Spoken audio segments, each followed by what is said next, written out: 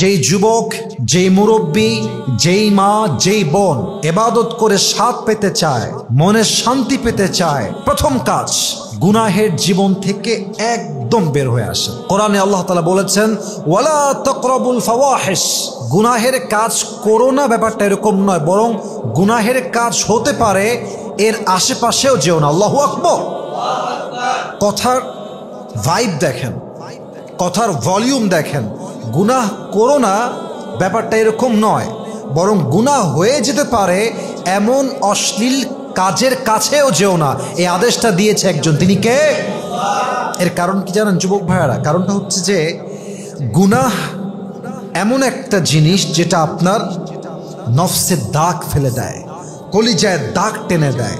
আপনার রূহ, আপনার কলব গুনাহ করতে করতে কলুষিত হয়ে যায়। হাদিসে আসছে, যখন একজন যুবক গুনাহ করে, যখন একজন মানুষ গুনাহ করে, তার হৃদয়ে একটা স্পট পড়ে, একটা দাগ পড়ে। আবার সে গুনাহ করে, আবার একটা দাগ পড়ে, আবার গুনাহ করে, আবার একটা দাগ পড়ে। একটা পর্যায়ে গিয়ে দাগ পড়তে পড়তে পড়তে তার হৃদয়ে আল্লাহ সিল মেরে দেয়। তখন তার কাছে কোনো স্বাদ সে পায় না। তার কাছে কোনটা ভালো, কোনটা খারাপ, কোনটা মন্দ, কোনটা ভালো, সেটাকে ফিল করতে পারে না, কারণ তার হৃদয়ে আল্লাহ মোহর মেরে দিয়েছে। কথার কথা আপনি বোঝার ট্রাই করেন, খুব ভালো করে বুঝবেন। একজন পুরুষ যদি প্রত্যেক দিন ঠান্ডা পানিতে গোসল করে, প্রত্যেক দিন করতেছে, একদিন, 2 দিন, 3 দিন, 4 দিন, 5 দিন, একাধারে সে 4টা বছর, 3টা বছর ঠান্ডা পানি দিয়ে গোসল করে, winter season, summer season, doesn't matter for him, কোনো ব্যাপার না, সে অলওয়েজ ঠান্ডা পানিতে গোসল করে। একটা পর্যায়ে কি হবে? তার কাছে ঠান্ডা পানি আর ঠান্ডা পানি মনে হবে। আরেকজন যুবক যে প্রত্যেক দিন চুরি করে, চুরি করতেই থাকে, একদিন আইফোন চুরি করে, একদিন বাইক চুরি করে, একদিন কার চুরি করে, একবার বাসায় চুরি করে, চুরি করতে করতে একটা পর্যায়ে গিয়ে চুরিকে আর চুরি মনে হয় না। তো যারা নামাজ পড়তে গিয়ে নামাজে মনোযোগ নাই, হেজাব পড়তে চায়, হেজাব পরে ভালো লাগে না, কোরআন তেলাওয়াত করতে চায়, ম্যাক্সিমাম টাইম ইট হ্যাপেন্স যে কোরআন পড়তে বসেছেন, কোরআন খুলেছেন, আউযু বিল্লাহি মিনাশ শাইতানির রাজীম, বিসমিল্লাহির রহমানির রহিম, কোরআন তেলাওয়াত শুরু হয়েছে। 5 মিনিট পড়লেন, 10 মিনিট পড়লেন, একটু পরে দেখে মনোযোগ আর নাই, মন হারায় গেছে, মনোযোগ নাই। কারণ কি? আপনার ভেতরের কলবে দাগ পড়ে পড়ে এটা একদম কালো হয়ে গিয়েছে। এজন্য আপনি যদি ইবাদতের স্বাদ পেতে চান, প্রথম কথা, সবচেয়ে গুরুত্বপূর্ণ কথা, নিজেকে সমস্ত গুনাহের কাছ থেকে বের করে নিয়ে আসতে হবে। রাজি আছেন তো ইনশাআল্লাহ? বের করে আনার লাভ কি হবে? আপনি যখনই বলবেন যে আল্লাহ, I have made huge mistakes in my life, আল্লাহ আমি অনেক পাপ করেছি, আল্লাহ অনেক অন্যায় হয়ে গিয়েছে, আল্লাহ তুমি আমাকে মাফ করে দাও, আমি জীবনে এই কাজ আর করবো না, আমাকে তুমি আল্লাহ একবারের জন্য মাফ করে দাও, এই লাস্ট চান্স আমার জন্য।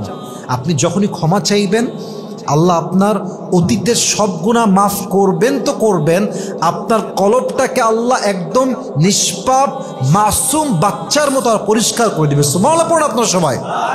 তখন আপনি আপনার ইবাদতে, নামাজে, মসজিদে, কোরআন তেলাওয়াতে স্বাদ খুঁজে পাবেন। অতএব 1 নাম্বার স্টেপ হচ্ছে গুনাহ থেকে আজ থেকে বাঁচা ট্রাই করবেন। রাজি আছেন তো ইনশাআল্লাহ? 2 নাম্বার আমল, যেই বান্দা নামাজের মধ্যে শান্তি চায়, কোরআন তেলাওয়াতে শান্তি চায়, তার জন্য সবচেয়ে গুরুত্বপূর্ণ আমল হলো অনর্থক কাজ থেকে বের হয়ে আসতে হবে। বিড়ি খান, বের হয়ে আসেন।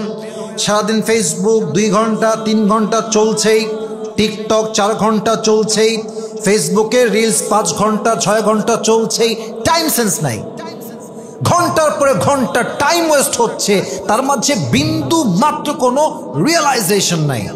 যেই বান্দা অনর্থক কাজে লিপ্ত থাকে তার আত্মাটা মরে যায়, তখন সে নামাজে, ইবাদতে, কোরআন তেলাওয়াতে চুল পরিমাণ শান্তি পায় না, মজা পায় না। যেমনটা আল্লাহ তাআলা বলেছেন 18 নম্বর পারা সূরাতুল মুমিনুন 3 নম্বর আয়াত, ওয়াল্লাযীনা হুম আনিল লাগওয়ি মুরিদুন, ইমানদার বান্দার সবচেয়ে বড় বৈশিষ্ট্য হচ্ছে সে অনর্থক কাজ থেকে, মিনিংলেস কাজ থেকে নিজেকে অলওয়েজ বিরত রাখে। আপনি একটু খেয়াল করেন তো আমার দিকে, আপনি জোহরের নামাজের পূর্বে প্রায় 5 ঘন্টা যাবৎ ফেসবুকে রিলস দেখতেছেন, টিকটকে ভিডিও দেখতেছেন। নামাজের সময় হলো, নামাজ পড়তে গেছেন, এখন নামাজে আল্লাহু আকবার, চিন্তায় কি আসবে, রিলসে কি দেখলাম, টিকটকে আমি কি দেখলাম, কোন মেঘে দেখলাম, কেমনে দেখলাম, এই চিন্তা মাথায় যখনই আসবে নামাজে মনোযোগ গায়েব হয়ে যাবে। অতএব যেই বান্দা ইবাদতে, নামাজে, কোরআন তেলাওয়াতে শান্তি পেতে চায়, স্বাদ পেতে চায়, অনর্থক কাজে কখনো নিজেকে লিপ্ত করা যাবে। আল্লাহ আমাদের সবাইকে বোঝার তৌফিক দান করুন, পড়েন সবাই আমিন। 3 নম্বর কাজ, এটা হয়তো বা আমরা অনেকে জড়িত আছি, বাট আমরা জানি না, এটা আমরা বুঝতেছি না। আপনার কামাইয়ের কোথাও যদি হারাম ইনকাম থাকে, মিস্টেকলি, আই মিন ইন্টেনশনালি অথবা আনইনটেনশনালি, যেই বান্দা হারাম কামাই করে তার ইবাদতের স্বাদ উঠায় নেয় একজন, বলেন সবাই তিনি কে? হারাম কাজ করে যতই নামাজ পড়েন, যতই কোরআন তেলাওয়াত করেন, আর যতই খতম করেন না কেন আপনি স্বাদ পাবেন না। যদি আপনি হালাল কামাই করতে পারেন, ইনকাম কম হোক, 5,000 হোক, 10 হোক, 15 হোক, যেই বান্দা হালাল কামাই করতে পারে তার নামাজের ভেতরে, তেলাওয়াতের ভেতরে, ইবাদতের ভেতরে শান্তি দেয় একজন, তিনি কে? অতএব মেহেরবানি করে হারাম খাবো না, হালাল খাবেন। ইয়া আইয়ুহান নাসু কুলু মিম্মা ফিল আরদি হালালান তাইয়্যিবা, হালাল খাও, হারাম নয়। হালাল যে খায় তার রিজিকেও বরকত হয়, সেই বান্দা নামাজ পড়েও শান্তি খুঁজে পায়। সুবহানাল্লাহ পড়ে সবাই। 4 নাম্বার, এটা খুব গুরুত্বপূর্ণ আমল, নেকির কাজে একটা কম্পিটিশন করেন। আচ্ছা দেখবেন যে দৌড়ের রেস হয়, যে কে কার আগে দৌড়ে সীমাটা পার করতে পারে, এরকম রেস আছে না নাই? আপনি নেকির কাজে রেস করেন। ওয়াসাবিকু ইলা মাগফিরাতিন মির রাব্বিকুম ওয়া জান্নাতিন আরদুহা কাআরদিস সামাওয়াতি ওয়াল আরদ।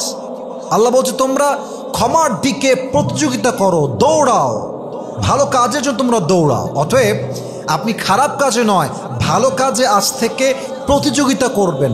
আপনার ভিতরে যতটা কম্পিটিশন ফিল হবে যে আমি আরও করব, আরও ভালো করব। আজকে 1 ঘন্টা তেলাওয়াত করেছি, কালকে 1.5 ঘন্টা করব। আজকে 4 রাকাত নামাজ পড়তে আমার 10 মিনিট গেছে, কালকে 20 মিনিট সময় দেবো, আরও মনোযোগ বাড়াবো। যত কম্পিটিশন করে ইবাদত করবেন আপনার ইবাদতে স্বাদ বাড়ায় দিবে একজন, তিনি কে? 5 নাম্বার আমলটা বলেই আমি আমার 5টা পয়েন্ট শেষ করতে চাই। That's very important. নেকির কোনো চিন্তা আসলে, ভালো কাজের কোনো চিন্তা আসলে ডোন্ট বি লেট, দেরি করবেন না। কথার কথা, রাত বাজে 3টা, রাত বাজে কয়টা? ঘুম আপনার ভেঙে গেছে, মাথায় রাখবেন রাত 3টায় যখন আপনার ঘুম ভেঙে যায়, এই ঘুমটা অটোমেটিক ভাঙে নাই, এই ঘুমটা আল্লাহ ভাঙিয়েছেন। আর আল্লাহ আপনাকে মেসেজ দিচ্ছে, বান্দা গেট আপ, উঠে পড়, আয় আমার কাছে, আয় সেজদায় আয়, আমাকে ডাক। তুই ডাকতে দেরি হবে, তুই যা চাইবি তোর চাইতে দেরি হবে, আমি আল্লাহর দিতে একটা মুহূর্ত দেরি হবে না। সুবহানাল্লাহ পড়েন। আপনার মনে চাচ্ছে আপনি তাহাজ্জুদটা পড়বেন, শয়তান বলবে যে না থাম, আর একটু ঘুমা, এখন অনেক সময়, সেই 5টায় আজান, 2 ঘন্টা, it's a long time, sleep again, আবার ঘুমা। আপনি ঘুমাবেন না। আপনার এখন মাথায় চিন্তা আসে তাহাজ্জুদ পড়বো, মানে এখনই পড়বো। কারণ যখন জোশ থাকে তখন নামাজ পড়তে ভালো লাগে, আল্লাহকে ডাকতে ভালো লাগে, জিকির করতে ভালো লাগে, কোরআন তেলাওয়াত করতে ভালো লাগে। অতএব আমার মন চাচ্ছে আমি তাহাজ্জুদ পড়বো, আমি এখনই পড়বো। আমার মন চাচ্ছে কোরআন পড়বো, আমি, আমার কাছে কোরআন নাই, আমি মোবাইল ফোনে সফটওয়্যার কোরআন পড়বো। আমার কাছে সফটওয়্যারও নাই, আমি জিকির করবো। আমি জিকির নয়, আমি 4টা সূরা মুখস্থ আছে, 4টা সূরা পড়ব। যখন যে অবস্থায় ইবাদত করতে মন চাইবে, ডোন্ট বি লেট, তখনই আল্লাহকে ডাকা শুরু করবেন। যেই বান্দা যে কোনো মুহূর্তে আল্লাহকে ডাকতে পারে, যখন তার ইবাদত করতে মন চায় তখন সে করতে পারে, লেট করে না। তার প্রত্যেকটা ইবাদতে, নামাজে, রোজায়, জাকাতে, হজে, জিকিরে, কোরআন তেলাওয়াতে, প্রত্যেকটা ইবাদতের মাঝে স্বাদ ঢুকায় দেয় একজন, বলেন সবাই তিনি কে? অতএব 1 নম্বর আমল, গুনাহ থেকে বাঁচবেন। 2 2 নম্বর আমল অনর্থক কাজ থেকে বাঁচবেন। 3 নম্বর আমল হারাম থেকে বাঁচবেন। 4 নম্বর আমল নেক কাজে অলওয়েজ কম্পিটিশন করবেন যে আমি আজকে ওইটা করব, আজকে ওইটা বাড়াই দিব, কালকে অতটুকু করছি আজকে আরো বাড়াই করব, কম্পিটিশন। 5 নাম্বার নেক আমল করতে ইচ্ছা হলে ডোন্ট বিলে, যখন করতে মনে চেয়েছে অ্যাজ সুন অ্যাজ পসিবল, খুব দ্রুত আমলটা করার চেষ্টা করবেন। বলেন সবাই ইনশাআল্লাহ। এই 5টা আমল করলে বান্দার আমলের মধ্যে ইবাদতের ভেতরে স্বাদ ঢুকাই দিবে একজন। বলেন সবাই তিনি কে?